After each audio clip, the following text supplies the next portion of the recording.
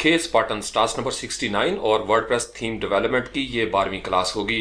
इससे पहले वाली क्लास में हमने साइड बार्स को अपने थीम के अंदर रजिस्टर किया और फिर उनको डिस्प्ले किया और उसके बाद हमने उसमें मुख्तलिफ विजेट्स हैं वो लगाई। आई होप कि आपने इसकी प्रैक्टिस ज़रूर की होगी। बहुत आसान सा काम है ये, आपको अक्सर ऐसी ज़रूरत जो है वो पड़ती रहती है। फिर आपने ये जो हेडर है इसके अंदर भी विजेट लगाने की कोशिश की होगी। अभी हमने इसको बिल्कुल स्टाइल नहीं किया। जब हम इसको स्टाइल करेंगे हेडर वगैरह और उसमें फ़र्ज़ कर लें आपने HTML का पूरा स्ट्रक्चर बना दिया है, तो फिर आपका साइड बार आप राइट पे रखना चाहते हैं, आप इसको लेफ्ट पे लेके जाना चाहते हैं, फुटर को आप किस तरीके से करना चाहते हैं तो वो आप इजीली कर सकते हैं। आज का जो टास्क होगा वो कस्टम पोस्ट टाइप के हवाले से है। आज हम कस्टम पोस्ट टाइप बनाएंगे। आपको पता ही है, मैंने शुरू में बताया था कि वर्डप्रेस के अंदर मुख्तलिफ किस्म की पोस्ट टाइप्स मौजूद हैं। यानी ये आपका पोस्ट जो है ये भी एक पोस्ट टाइप है। उसके बाद ये जो आपकी मीडिया होती है, अटैचमेंट, आपने देखा होगा आप किसी इमेज पे क्लिक करें तो वो अलग पेज में ओपन हो जाता है, ये भी एक पोस्ट टाइप है। इसी तरीके से पेज जो है ये भी एक पोस्ट टाइप है।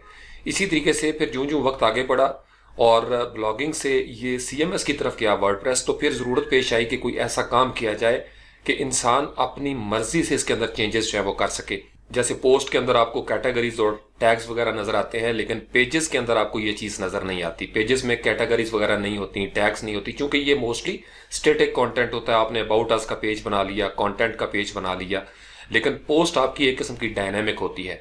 अब इसके बाद कस्टम पोस्ट टाइप जब शुरू हुई तो उसके अंदर ये दोनों चीज़ों का प्लस हो गया। यानी आप उसको एज पेज टेम्पलेट यूज़ करें या आप उसको एज पोस्ट टेम्पलेट यूज़ कर लें, तो ये बड़ी ज़बरदस्त पावर आ गई और फिर लोगों ने इसके ऊपर पूरी पूरी वेबसाइट्स बनाई। चूंकि कस्टम पोस्ट टाइप के साथ आपको 2-3 टर्म्स का समझना बड़ा ज़रूरी है। नंबर 1, एक होती है कस्टम पोस्ट टाइप, यानी एक ऐसी पोस्ट टाइप जो आप कस्टम अंदाज में खुद से बनाते हैं और उसके अंदर आप मुख्तलिफ कस्टम लूप्स यूज़ करते हैं, क्वीरीज यूज़ करते हैं और अपनी मर्जी से आप उसके अंदर चीज़ें रेंडर करते हैं। सेकंड, इसके साथ होता है टेक्सोनोमी। टेक्सोनोमी को आप यूं ही समझ लें जैसे यहाँ पे कैटेगरीज है पोस्ट के हवाले से। कैटेगरीज क्या होती है कि इसके अंदर आप ग्रुपिंग करते हैं एक जैसी चीज़ें। जैसे इंसान बहुत बड़ी मखलूक है, कैटेगरी है बनी नो इंसान, फिर उनके अंदर मर्दों की कैटेगरी, फिर औरतों की कैटेगरी, फिर इसी तरीके से मुख्तलिफ मुल्कों की कैटेगरीज बनती हैं, ग्रुपिंग होती है। उस ग्रुपिंग को जब हम कस्टम पोस्ट टाइप के साथ जोड़ के पढ़ते हैं तो उसको हम कहते हैं टेक्सोनोमी, TAXONOMY। अब उस टेक्सोनोमी के अंदर जैसे हर बड़े ग्रुप में जो बंदा शामिल होगा वो उसका एक रुकन होगा, मेंबर होगा, तो टेक्सोनोमी के अंदर उसका जो एक आइटम होता है उसको टेक्निकल ज़बान में टर्म कहेंगे। ये टर्म आप कस्टम पोस्ट टाइप में अक्सर यूज़ करते हैं। ये तो थी जो इसका एक बेसिक कॉन्सेप्ट है। अब एक तो क्वेश्चन था बड़े ज़बरदस्त मेरे स्पार्टन में, शफीक शानी, उन्होंने अपना होस्टिंग का बिजनेस जो है वो भी शुरू किया हुआ है। इससे पहले वाले टास्क में उनका जिक्र किया था। वो अगर पोस्ट कर दें फ्रीलांस पाकिस्तान ग्रुप में तो उन्होंने डिस्काउंट दिया हुआ है स्पार्टन्स को एक स्पेशल होस्टिंग के हवाले से। उनका क्वेश्चन ये था कि कल आपको याद है हमने डिस्कस किया था ये परसेंट का साइन जो विजेट्स में हम यूज़ कर रहे थे, तो उन्होंने कहा कि सर ये समझ आ गई है कि ये किस लिए यूज़ होता है, लेकिन ये कहाँ से चीज़ें उठ के आ रही हैं। तो ये बहुत अच्छा क्वेश्चन है। अब इसके लिए मैंने आपको बताया था शफीक को कॉमेंट में भी, यहाँ मैं आप सबको बता देता हूँ क्योंकि ये अक्सर आपके जहन में क्वेश्चन पैदा होगा अगर आप वाकई इसमें दिलचस्पी लेके आगे बढ़ रहे हैं। अब ये जो आपका %1 और फिर उसके बाद वेरिएबल का निशान है और फिर S है, मैंने कल आपको बताया था ये आपका प्लेस होल्डर होता है और ये PHP से फंक्शन उठ के आ रहा है। ये मोस्टली यूज होते हैं printf और sprintf के साथ, यानी फॉर्मेटिंग के हवाले से। वर्डप्रेस में ये चूंकि ज्यादातर विजेट्स में यूज होता है, तो अगर हम वापस आ जाए स्पार्टन फार में और हम क्लिक करते हैं WP इंक्लूड्स के अंदर, अब ये जो आपका WP इंक्लूड्स है इसके अंदर आपकी widget.php की एक फाइल होगी। W को हम प्रेस करते हैं तो हम बिल्कुल पहुंच जाएंगे नीचे W जहां से स्टार्ट हो रहा है। यानी ये जो widgets.php है इसको अगर आप ओपन कर लें, राइट क्लिक करके एडिट विद नोटपैड कर लें, या अगर आप इसको ड्रैग करके यहाँ पे विजुअल कोड स्टूडियो में ओपन करना चाहते हैं तो आप इसको यहाँ पे ओपन कर सकते हैं। अब इस widgets.php के अंदर ये चूंकि कोर API है, शफीक का क्वेश्चन ये था कि सर ये कहाँ से यूज हो रहे हैं। प्लेस होल्डर का मतलब होता है कि वो वेरिएबल को रिप्लेस करता है। अब अगर आप इसके ऊपर Ctrl+F करें और यहाँ पे आप % का साइन दे के एंटर कर दें तो ये आपको बता देगा कि ये कहाँ पे यूज हो रहा है। अब जैसे इंक्लूड %d है in the string as a placeholder for the uniquely assigned number for each sidebar, जब ये होगा जो हम देते हैं तो इसका मतलब ये है कि ये आईडी के लिए यूज होगा। इसी तरीके से आप एंटर करते जाएं, ये आपको जगह जगह पे नजर आएगा। अब इन फंक्शंस के ऊपर अगर आप गौर करें या बिल्कुल आप नीचे आ जाए इसी तरीके से और पढ़ते जाएं, इस तरीके से हम अरे बना रहे हैं। अब स्प्रिंट एफ जो है उन्होंने फंक्शन लगाया और यहाँ पे उन्होंने दे दी है % और डी, और ऊपर अगर आप देखेंगे तो यहाँ पे उन्होंने डिफाइन किया हुआ है ये एक वेरिएबल बना के आई, जो यहाँ पे यूज कर रहे हैं। अब इसका मतलब यह है कि इसके अंदर उन्होंने काउंटिंग करनी है, यानी अगर हम इसको यूज करेंगे एज प्लेस होल्डर तो फिर क्या होगा कि वो हर मर्तबा जब नई साइड वहां पे साइड बार बनेगी तो वो 1 हो जाएगा, फिर 2 हो जाएगा, फिर 3 हो जाएगा। तो इस तरीके से इन्होंने इस चीज को यूज किया हुआ है। अब इसका मतलब यह है कि वो जो हम विजेट टाइटल यूज कर रहे हैं, जैसे यहाँ पे आपको नजर आ रहा है % का साइन, 1 वेरिएबल और स्ट्रिंग, ये शफीक आप गौर से देखिएगा, ये हम यूज करते हैं और ये वर्डप्रेस रिकमेंड करता है कि आप प्लेस होल्डर रख दें। अब जब हम प्लेस होल्डर रख देते हैं तो इन प्लेस होल्डर्स के अंदर ये 2 आर्गुमेंट्स पास होते हैं, यानी आपकी आईडी की जगह पे ये आर्गुमेंट्स जा सकते हैं और फिर वेरिएबल आपका डिफॉल्ट या वो सेकंड प्लेस होल्डर के तौर पर आ जाएगा। अब इस जगह पे उन्होंने वेरिएबल आई दे दिया। इसका मतलब यह है कि यहां से ये जो वेरिएबल आई है यहाँ पे क्या कर रहा है, काउंट कर रहा है variable WordPress registered side bars को, प्लस इसमें 1 करता जाएगा। ये एक किस्म का काउंटर लगा हुआ और यहां से काउंट कर रहा है। और यहां हमने यूज कर दिया %d, यानी हर मर्तबा इसके साथ 1 का इजाफा हो जाएगा, इंटीजर जो है वो यूज होना शुरू हो जाते हैं।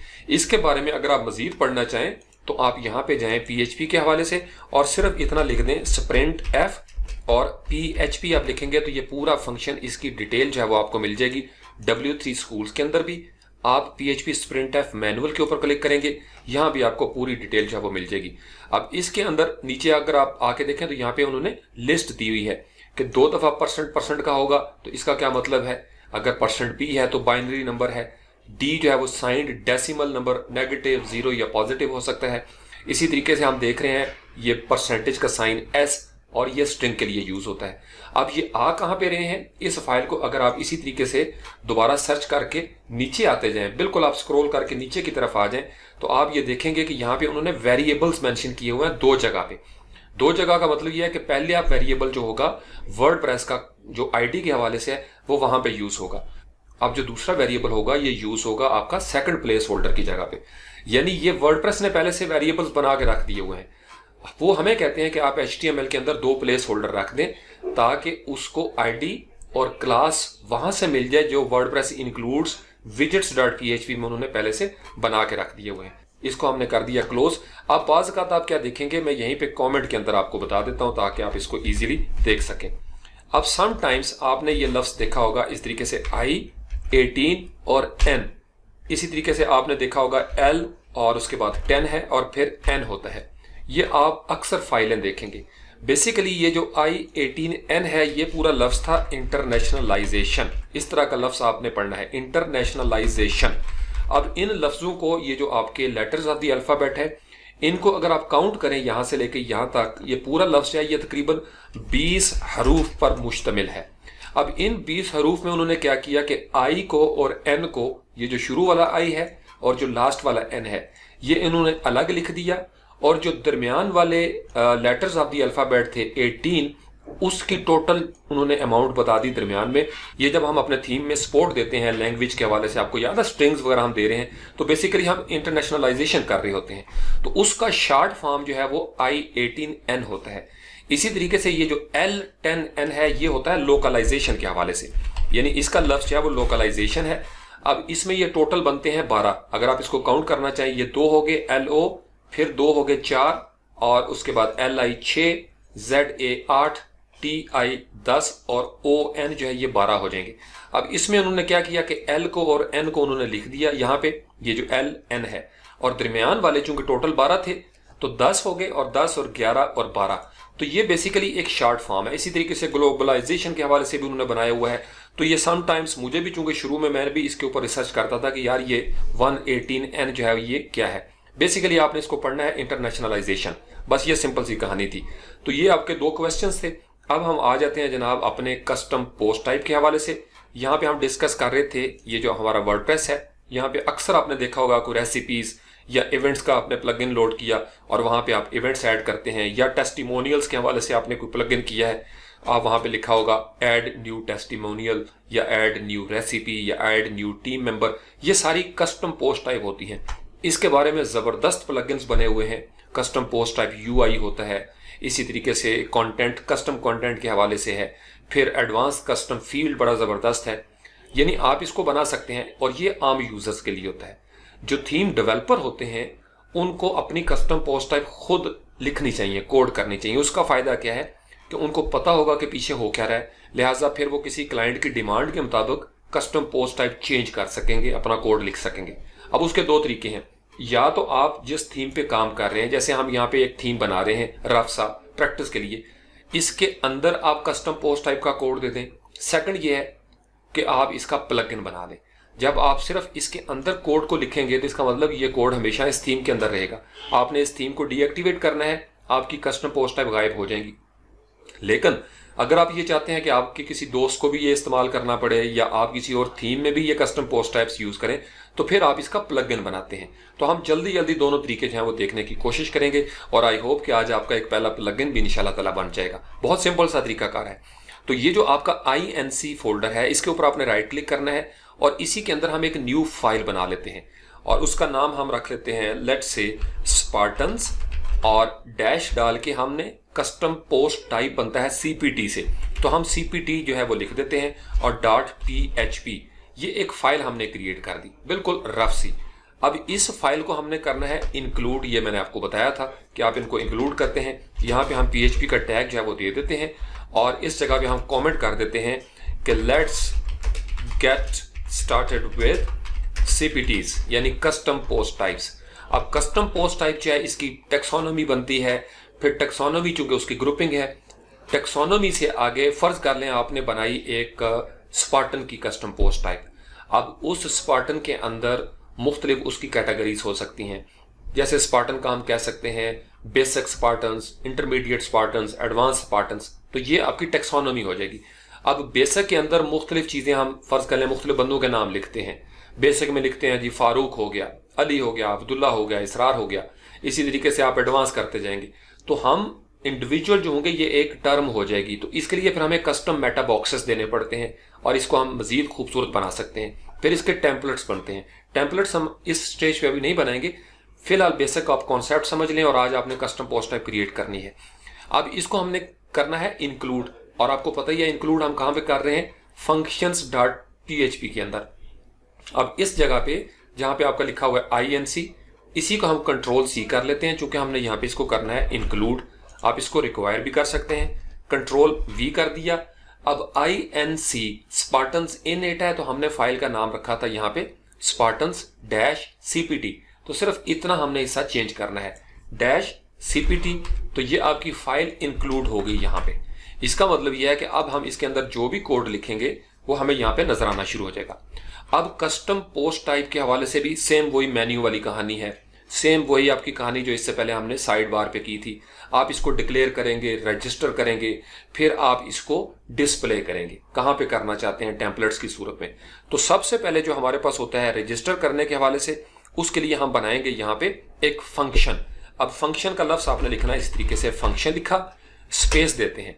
अब उसके बाद लेट्स से कि आप यहाँ पे लिखते हैं स्पार्टन्स अंडरस्कोर विजन, कोई भी यहाँ पे नाम आप लिखना चाहें, _CPT। लेट्स से कि हमने यहाँ पे ये एक फंक्शन बना दिया रफ सा। आप जो भी आपका नाम रखना चाहें आप लिख सकते हैं। उसके बाद हम देंगे यहाँ पे पैरेंथेसिस और यहाँ पे हम दे देंगे करली ब्रेसेस। अब करली ब्रेसेस देने के बाद इसके मुख्तलिफ तरीके होते हैं इसको रजिस्टर करने के हवाले से।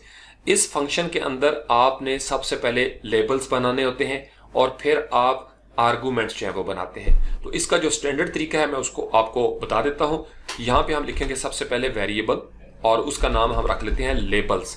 अब लेबल्स के अंदर यानी कौन कौन से लेबल कौन से होते हैं, यहाँ पे जब आप आके देखते हैं ना तो ये आपको नाम लिखा हुआ नजर आ रहा है, all post, add new, categories, ये सारे लेबल्स होते हैं। अब हम सबसे पहले यहाँ पे लेबल्स जो है वो बनाने लगे हैं।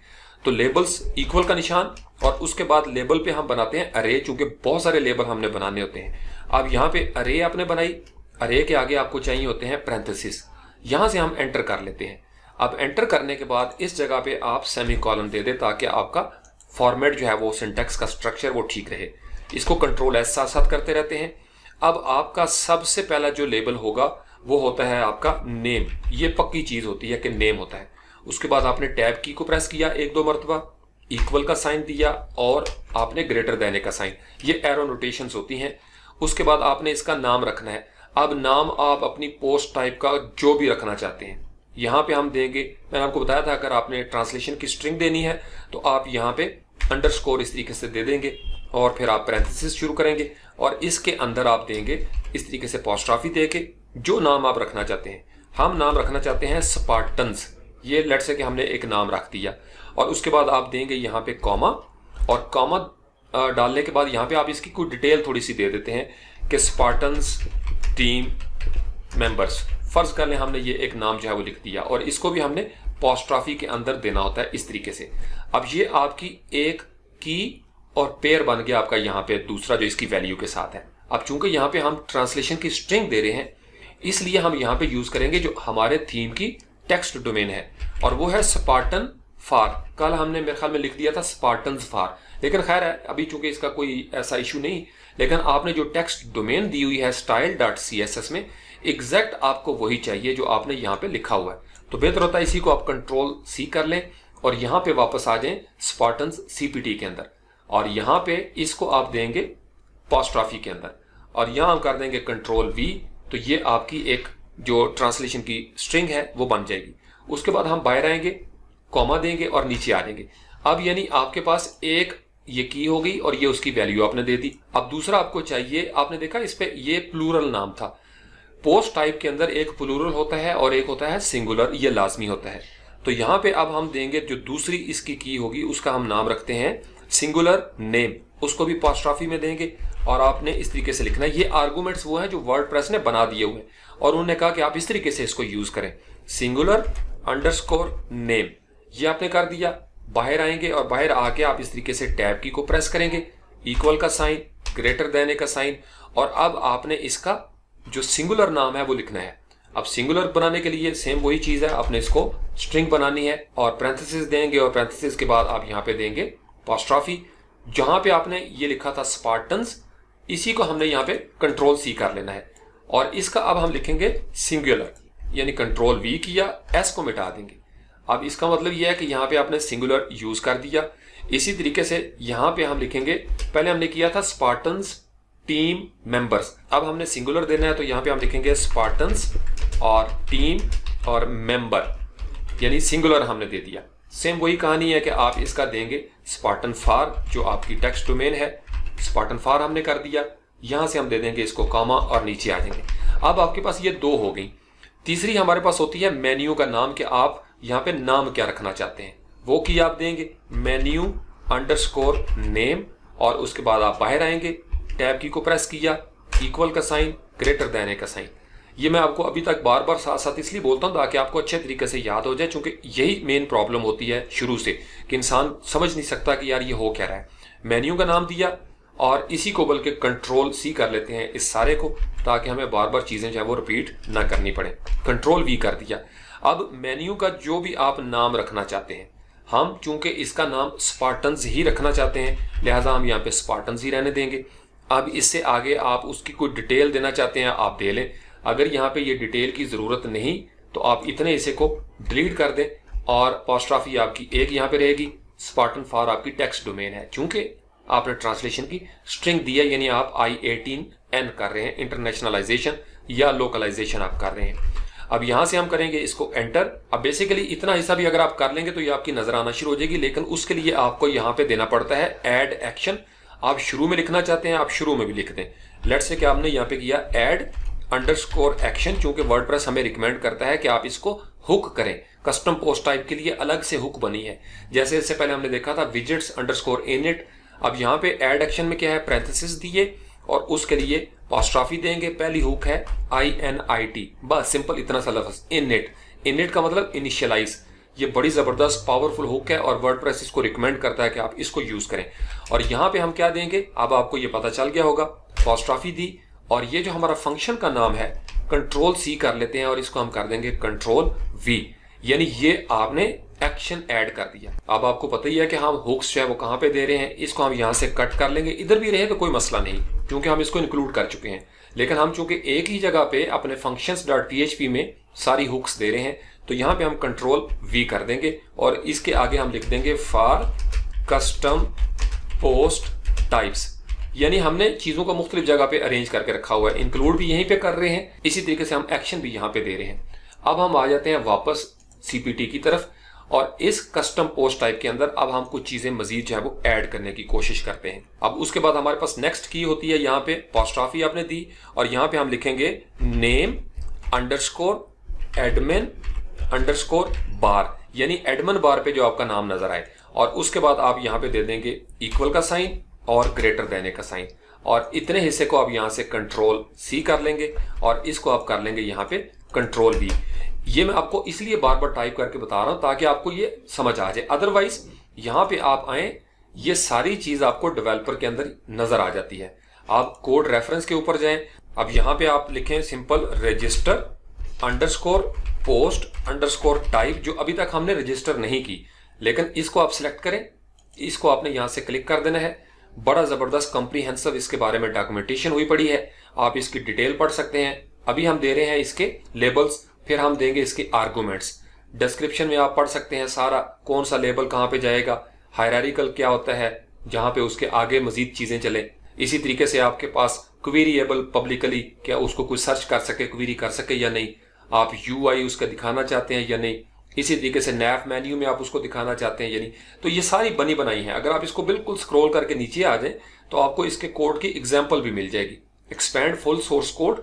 अब आप ये देखेंगे ये सारा कुछ है, name singular name menu name, यानी आपने सिंपल इतने हिस्से को कंट्रोल C करना है और वहां पे आपने इसको पेस्ट कर देना है।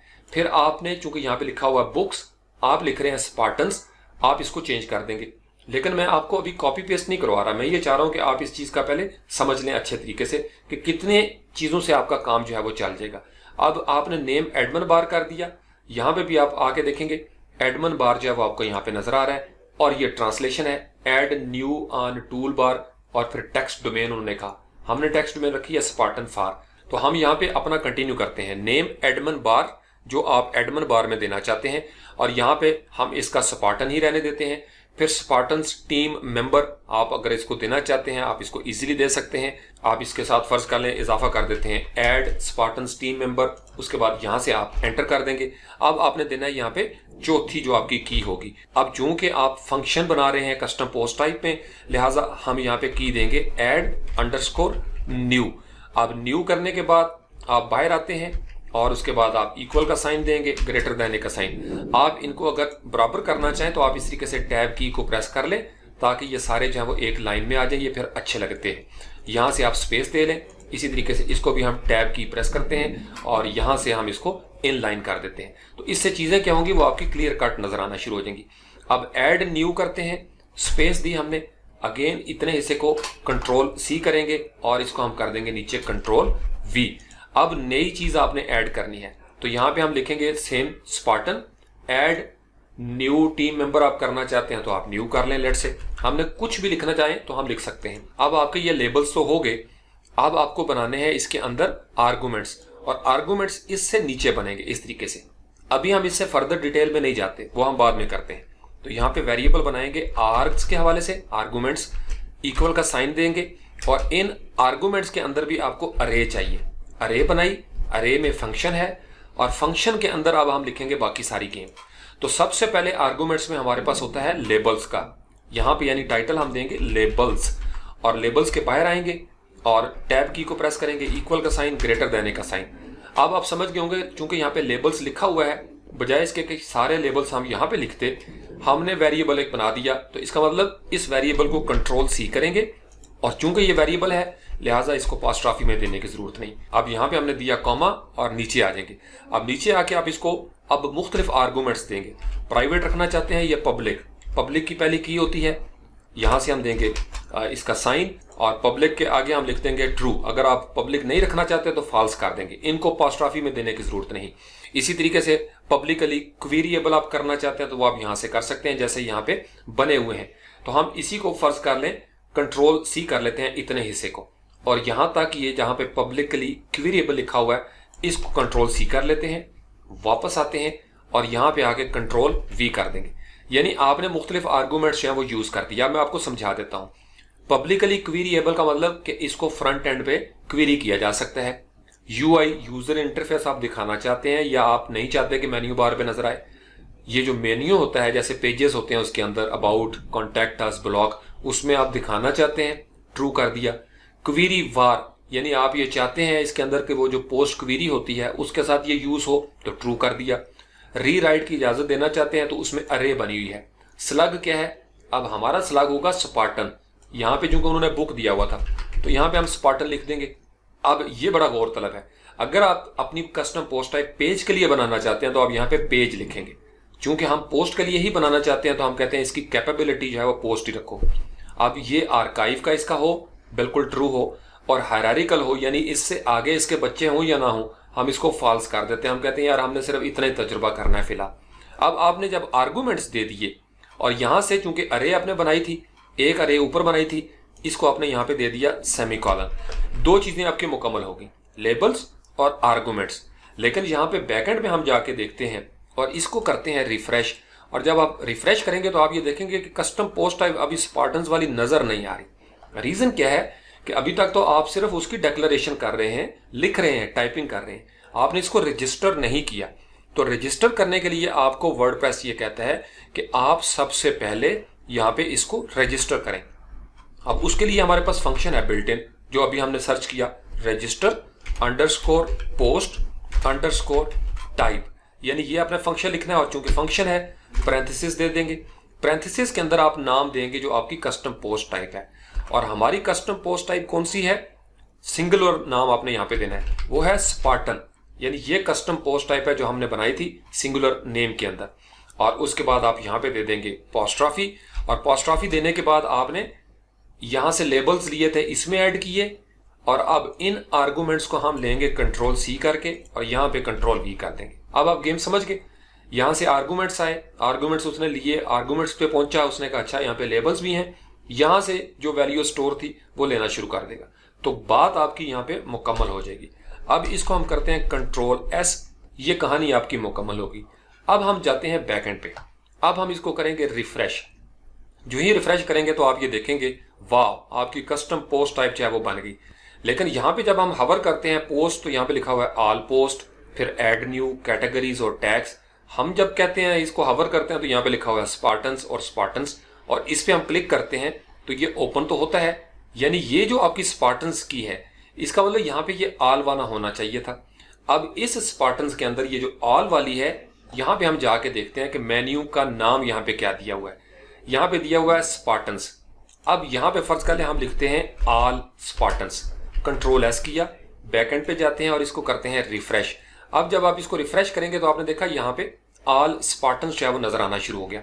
लेकिन यहाँ पे आप देखें ये जहाँ पे लिखा हुआ है स्पार्टन, इसका मतलब यह है कि इसकी जगह पे होना चाहिए था ऐड न्यू स्पार्टन। लेकिन हम यहाँ पे आके देखते हैं तो स्पार्टन ही लिखा हुआ है।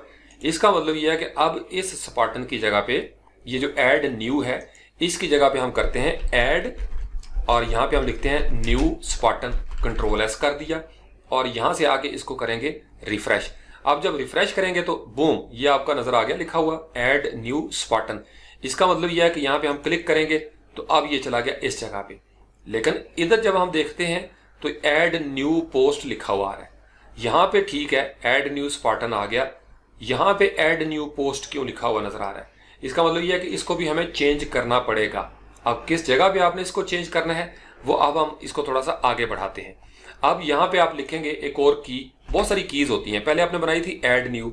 अब यहाँ पे हम करते हैं एक की देते हैं add underscore new underscore item, ये आपने बना दिया। बाहर आए, इक्वल का साइन दिया, ग्रेटर देने का साइन दिया।